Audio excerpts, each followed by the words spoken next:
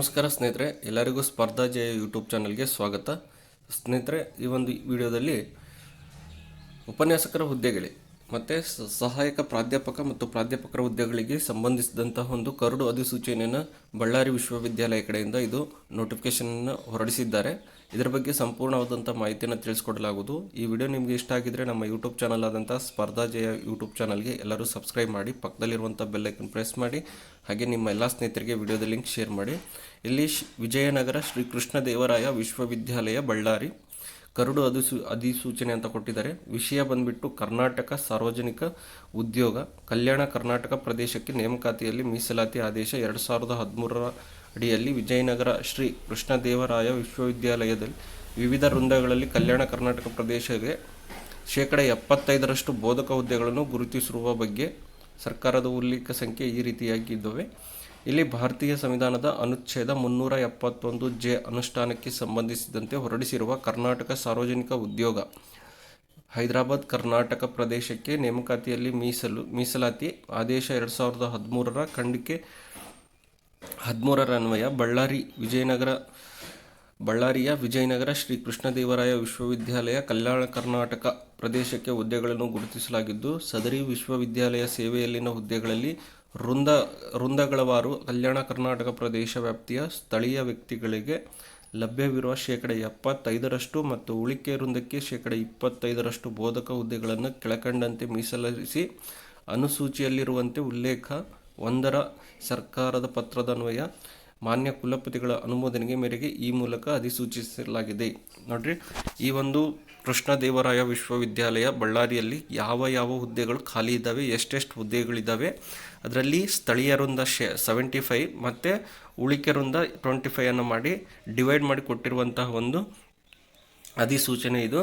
ಇಲ್ಲಿ ಮೊದಲನೇದಾಗಿ ಹುದ್ದೆಯ ವಿವರ, ಹುದ್ದೆಯ ಸಂಖ್ಯೆ, ವೇತನ ಶ್ರೇಣಿ, ಮಂಜೂರಾದ ಹುದ್ದೆಗಳು, ನೇರ ನೇಮಕಾತಿ ಎಷ್ಟು, ಮುಂಬಡ್ತಿ ಎಷ್ಟು, ಒಟ್ಟು ಎಷ್ಟು ಅಂತ ಕೊಟ್ಟಿದ್ದಾರೆ.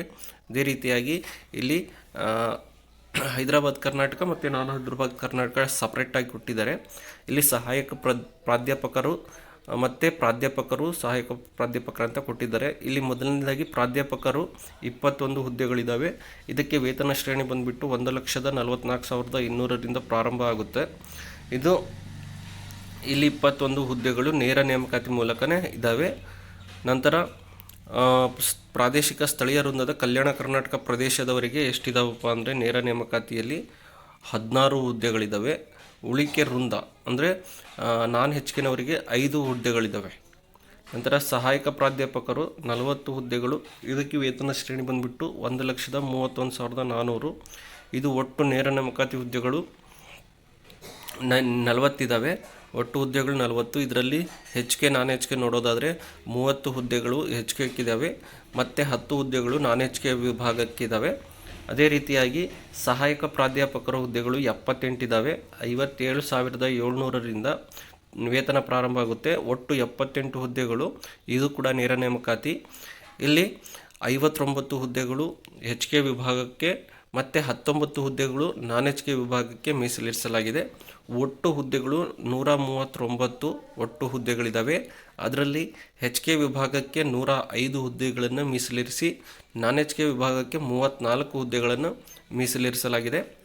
ಸೂಚನೆ ಅಂತ ಕೊಟ್ಟಿದ್ದಾರೆ. ಇಲ್ಲಿ ಸದರಿ ಮೇಲಿನ ಅನುಸೂಚಿಗೆ ಸಂಬಂಧಿಸಿದಂತೆ ಆಕ್ಷೇಪಣೆಗಳಿದ್ದಲ್ಲಿ ಸದರಿ ಅಧಿಸೂಚನೆ ಪ್ರಕಟಿಸಿದ 15 ದಿನದ ಒಳಗಾಗಿ ಆಕ್ಷೇಪಣೆಯನ್ನು ಲಿಖಿತ ರೂಪದಲ್ಲಿ ಕುಲಸಚಿವರು ವಿಜಯನಗರ ಶ್ರೀ ಕೃಷ್ಣದೇವರಾಯ ವಿಶ್ವವಿದ್ಯಾಲಯ ಬಳ್ಳಾರಿ ಈ ವಿಳಾಸಕ್ಕೆ ಸಲ್ಲಿಸಬಹುದು. ಇದರಲ್ಲಿ ಏನಾದರೂ ಆಕ್ಷೇಪಣೆ ಇದ್ದರೆ ನೀವೇನು ಮಾಡ್ಬೋದಪ್ಪ ಅಂದರೆ ನೀವು ಈ ಒಂದು ಆಕ್ಷೇಪಣೆಯನ್ನು ಆ ಯೂನಿವರ್ಸಿಟಿಗೆ ನೀವು ಲಿಖಿತ ರೂಪದಲ್ಲಿ ಬರೆದು 15 ದಿನದೊಳಗಾಗಿ ನೀವು ಸಲ್ಲಿಸಬಹುದಾಗುತ್ತೆ.